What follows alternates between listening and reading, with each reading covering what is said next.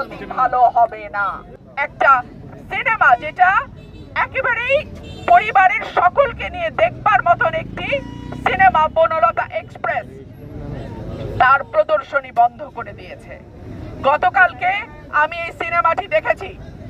এই সিনেমাটি চমৎকার একটা সিনেমা, যেটা পরিবারের শিশু, কিশোর, বৃদ্ধ সকলেই একসঙ্গে বসে দেখতে পারে। সেই সিনেমাটি কেন বন্ধ করে দেয়া হলো?